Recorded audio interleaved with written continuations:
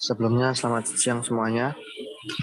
Kami dari kelompok 4 Bahasa Indonesia dengan tema tanda baca. Akan saya persilahkan untuk Patricia sebagai moderator. Silakan, Patricia. Kami dari kelompok 4 ingin mempresentasikan hasil dari kelompok kami kepada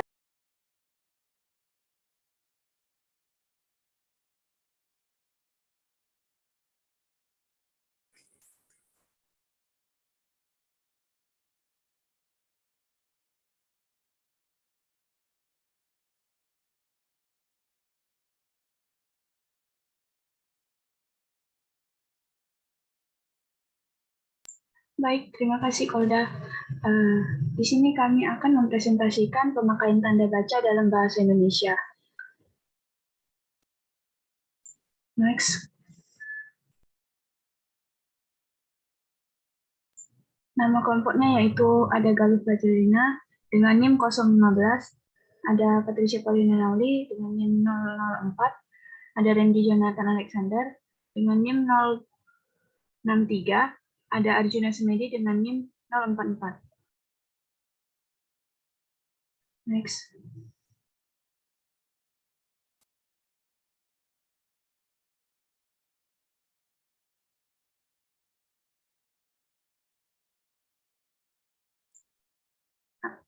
Pengertian tanda baca yang akan dibacakan oleh Galuh. Silahkan Galuh. Tanda baca adalah simbol yang nggak ada hubungannya sama suara, kata, atau frasa dalam suatu bahasa. Tanda baca itu sendiri berperan menunjukkan sebuah struktur tulisan, intonasi, dan jeda pada saat pembacaan. Next. Fungsi tanda baca. Penggunaan tanda baca berfungsi untuk menjaga keefektifan komunikasi. Setiap tanda baca dapat mengartikan apakah sebuah kalimat berbentuk kalimat tanya, kalimat perintah, ataupun kalimat deklaratif. Pemberian tanda baca yang salah dapat membuat arti kalimat menjadi berbeda dengan konsep maknanya.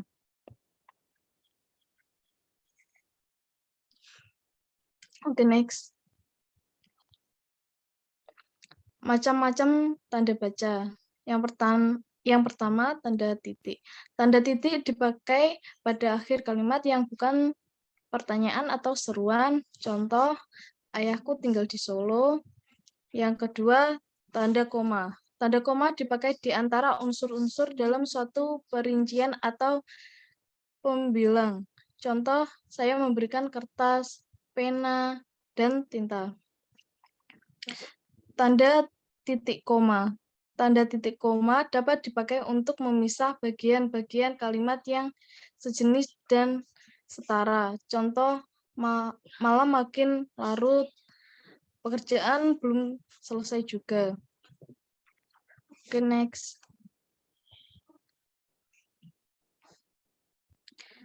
Tanda titik dua. Tanda titik dua dapat dipakai pada akhir suatu pertanyaan lengkap jika diikuti rangkaian atau pemberian. Contoh, kita sekarang memerlukan perabot rumah tangga, titik dua, kursi, meja, dan lemari. Kelima, tanda hubung. Tanda hubung menyambung suku-suku kata dasar yang terpisah oleh pergantian baris. Contoh, di samping cara tanda hubung cara lama, itu adalah juga yang baru. Tanda pisah.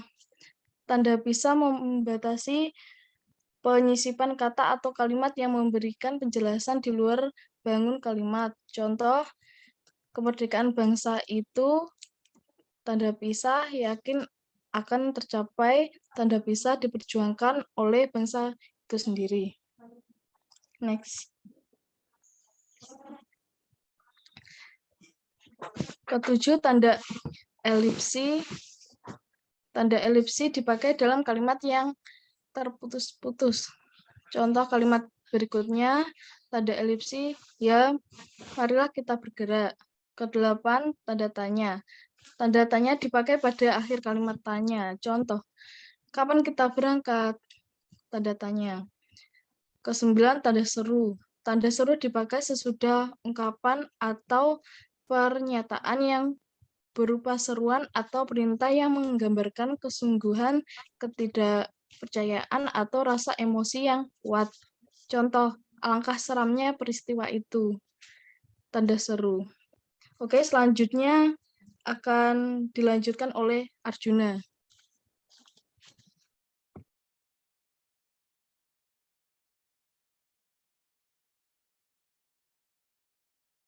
Apakah suara saya bisa didengar? Terdengar. Jelas, Mas. Macam-macam tanda baca, tanda kurung mengapit tambahan keterangan atau penjelasan. Contoh, bagian perencanaan sudah selesai menyusun DIK daftar isian kegiatan kantor itu. Tanda kurung siku.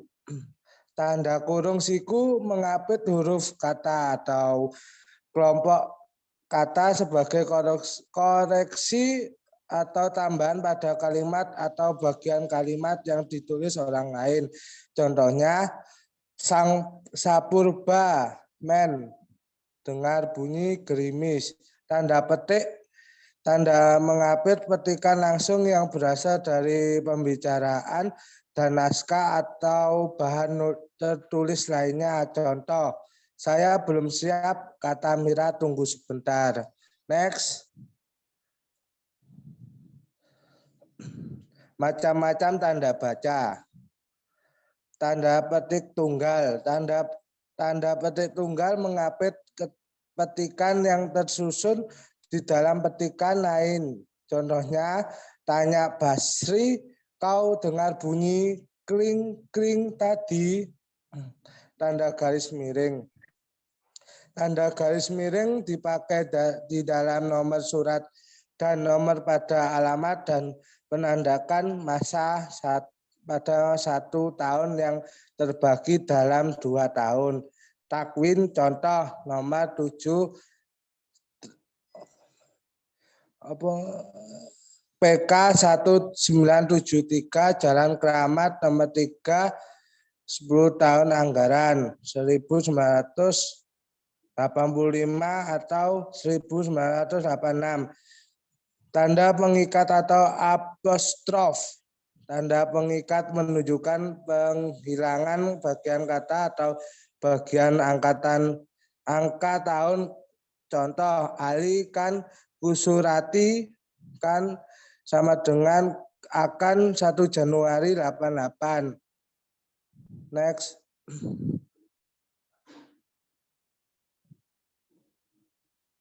Pentingnya tanda baca. Tanda baca sangat penting dalam penulisan lidah seperti ketika berbicara lawan bicara dapat memahami maksud pembicara karena pembicara dapat menggunakan intonasi atau gerak tubuh atau unsur non bahasa lainnya. Bahkan lawan bicara dapat bertanya langsung kepada pembicara. Jika kurang memahami tuturannya, hal ini tidak terjadi dalam interaksi penulisan pembaca. Oleh karena itu, penulis perlu menguasai tanda baca sebagai peranti yang dapat mewakili maksud dan pemikirannya. Next.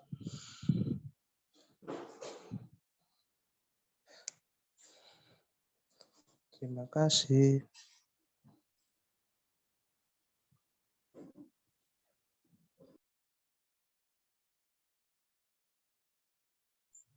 Sekian presentasi dari kami. Jika ada pertanyaan bisa ditulis di kolom komentar di room chat.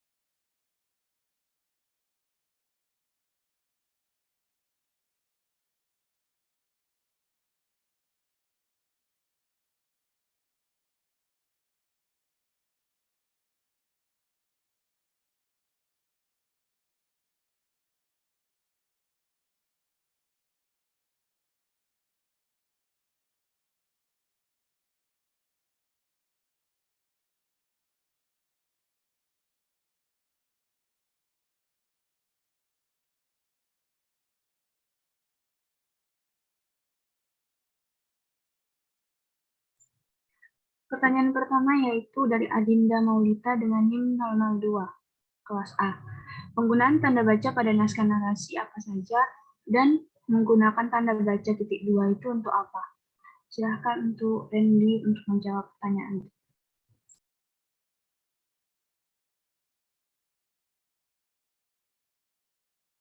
Baik, terima kasih. Saya akan menjawab pertanyaannya.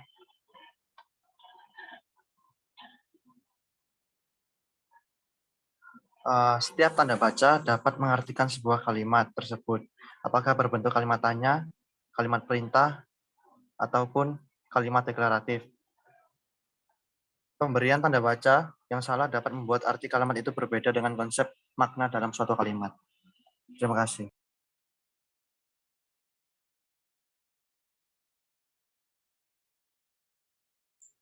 Pertanyaan kedua dari Gilbert dengan NIM 034 dari kelas B.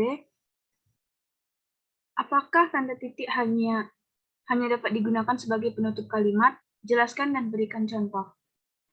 Untuk Galuh, silahkan. Jawabannya adalah tidak. Penggunaan tanda titik tidak hanya digunakan sebagai penutup kalimat saja.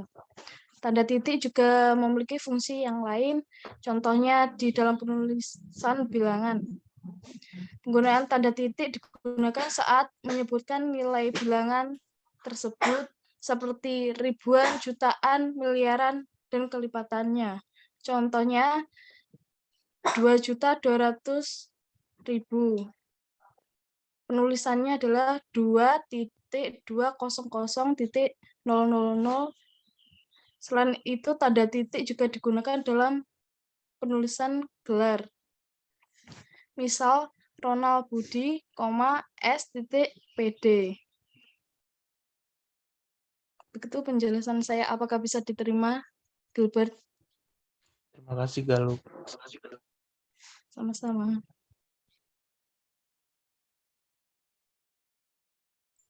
Kemudian pertanyaan dari Julia dengan NIM 032. Di PPT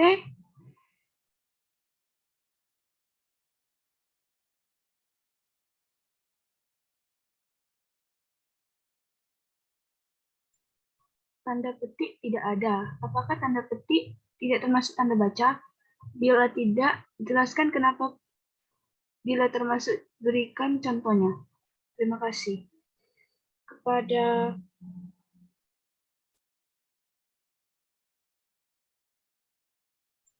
Arjuna, silakan. Oke, terima kasih. Saya mau itu. Jawabannya ada.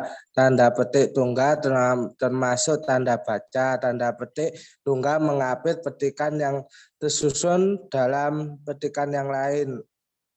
Apakah jawabannya bisa diterima? Ya, terima kasih atas jawabannya.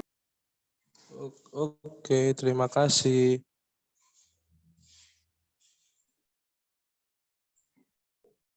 Lanjut ke pertanyaan Fidrey dengan NIM 019 kelas A.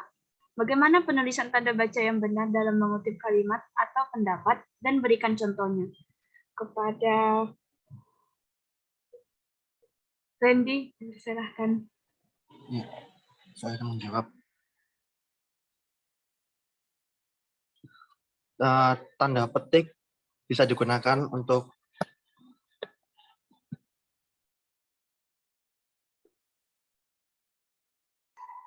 Ya.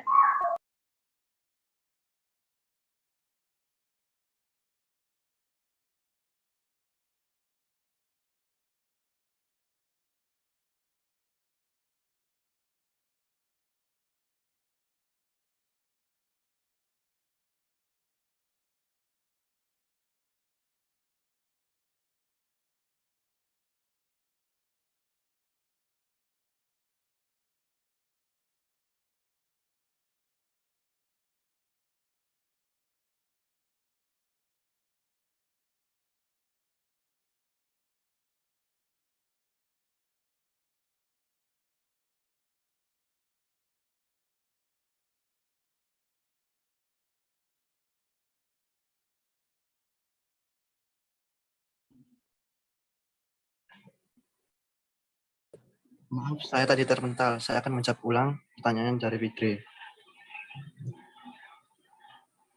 Untuk jawaban saya,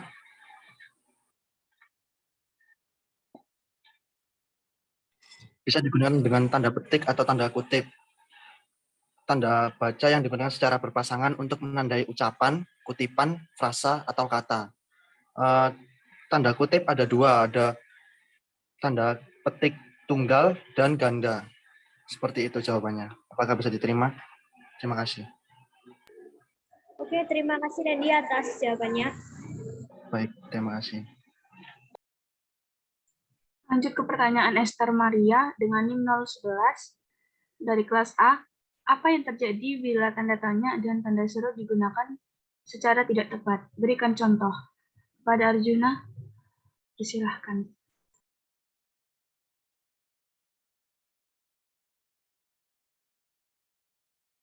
Oke. Saya mau menjawab pertanyaan dari Esther. Penandaan tanda baca yang salah biasanya berakibat fatal.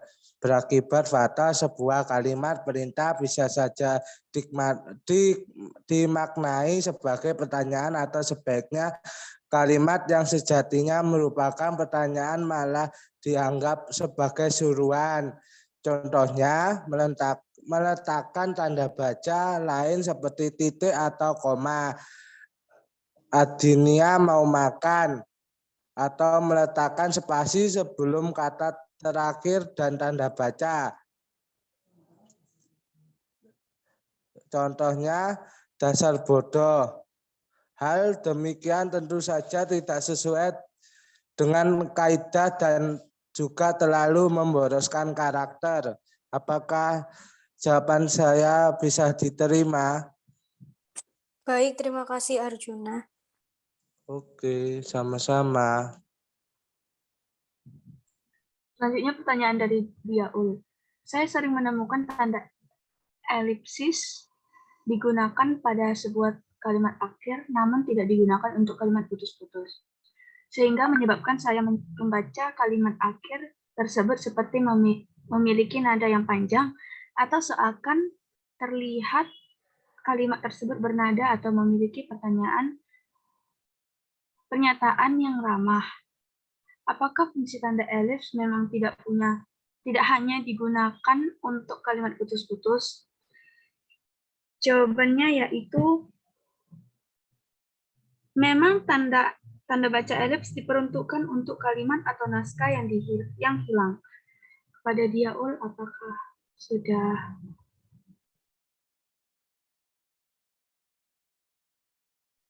Baik, terima kasih. Sama-sama. Lanjut ke pertanyaan Jedator. Tanda penyingkat atau apostrof digunakan dalam penulisan apa dan biasa ditemui di mana? Apakah di novel, koran, atau majalah?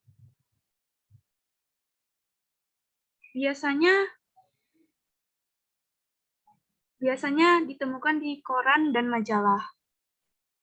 Kepada Jedator, apakah sudah jelas?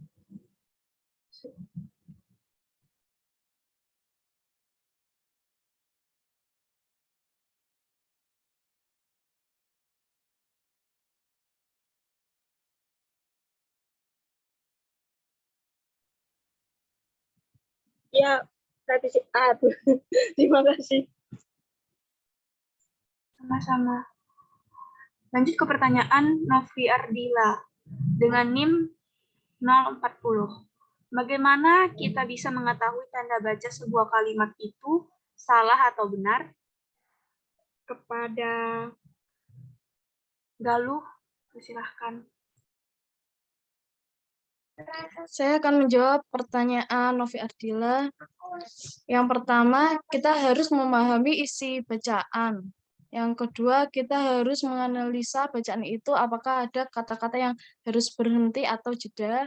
Yang ketiga, kita harus bisa memahami intonasi bacaan. Misalnya, intonasi memerintah, contohnya, kita harus membaca tanda baca seru di akhir kalimat. Yang keempat, kita harus memahami apakah kalimat tersebut kalimat langsung ataukah tidak langsung. Apabila kalimat langsung, harus menggunakan kata petik. Begitu jawaban saya, apakah bisa diterima, Novi Ardila?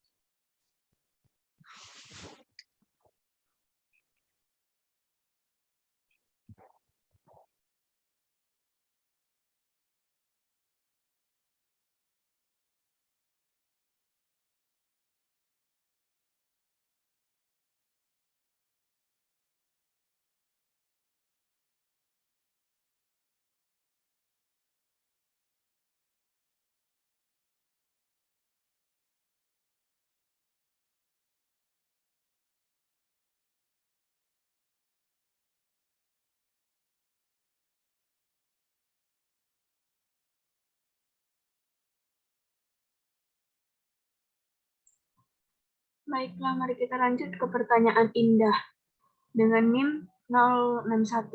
Pada sebuah kalimat terdapat tanda tanya, titik, koma, dan sebagainya. Itu sebenarnya diberi spasi atau tidak?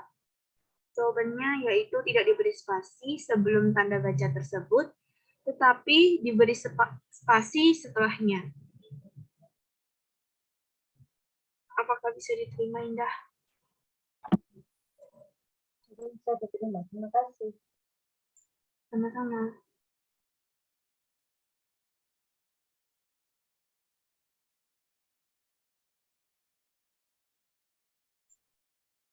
Baik, sekian presentasi kami.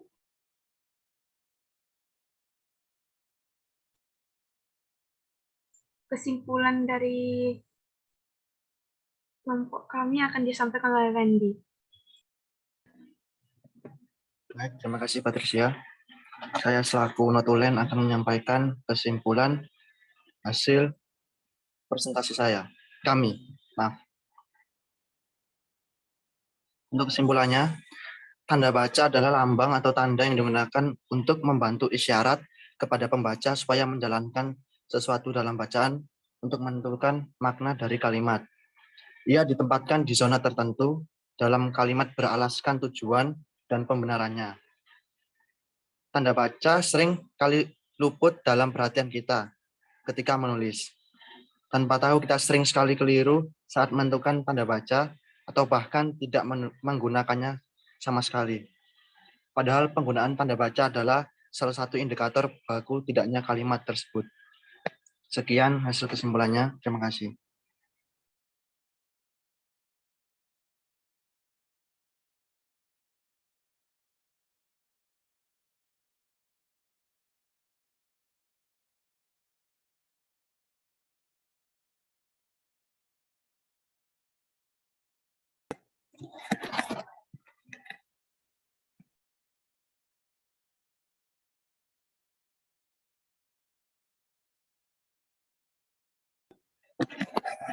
Baik, teman-teman, untuk presentasi hari ini sudah selesai. Terima kasih kepada audiens. Sampai jumpa di pertemuan selanjutnya.